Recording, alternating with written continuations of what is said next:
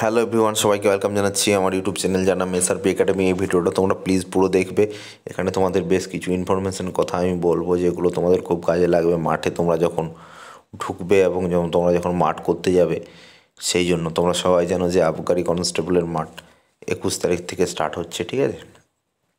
তো 21 তারিখ থেকে স্টার্ট হচ্ছে আবগারির মাঠ, আবগারি কনস্টেবলের মাঠ। তো সেই মাঠের সময় তোমাদেরকে বেশ কিছু নির্দেশ দেওয়া হলো বোর্ড থেকে। সেই বোর্ডের মেসেজটি হয়তো সবাইকার কাছে আসেনি এবং কিছু কিছু জনের কাছে গেছে। তো এটি একটি খুব দরকারি জিনিস, তার জন্য তোমাদেরকে জানিয়ে দিচ্ছি। অবশ্যই ভিডিওটাকে একটি প্লিজ লাইক করবে এবং চ্যানেলটিকে প্লিজ সাবস্ক্রাইব করে দেবে এবং ভিডিওটাকে যদি পারো সবাইকার সাথে শেয়ার করে দেবে বা সবাইকে জানিয়ে দেবে ব্যাপারটা কি। তো এখানে দেখো একটা মেসেজ এসেছে কিছুক্ষণ আগে। তো আমার এক সাবস্ক্রাইবার এটা আমাকে পাঠালো, বললো দাদা এই জিনিসটা একটু প্লিজ সবাইকার সাথে শেয়ার করে দিন।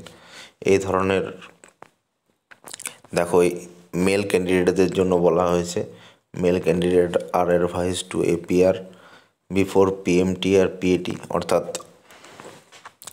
যারা পিএমটি এবং পিএটিতে যাচ্ছ, অর্থাৎ পিএমটি ফিজিক্যাল মেজারমেন্ট টেস্ট আর পিইটি যেটা তোমার এফিসিয়েন্সি টেস্ট।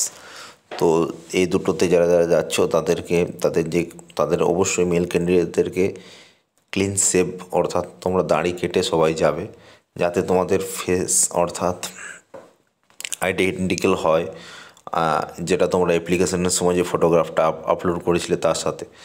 সেই জন্য তোমাদেরকে ক্লিন শেভে যাওয়ার জন্য আদেশ জানানো হয়েছে, ঠিক আছে, বা নির্দেশ জানানো হয়েছে।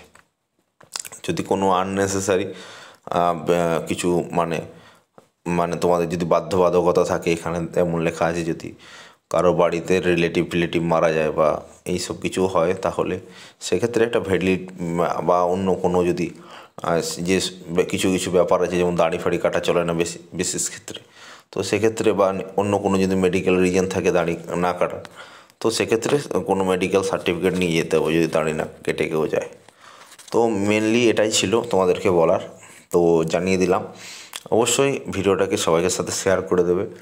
Thank you so much.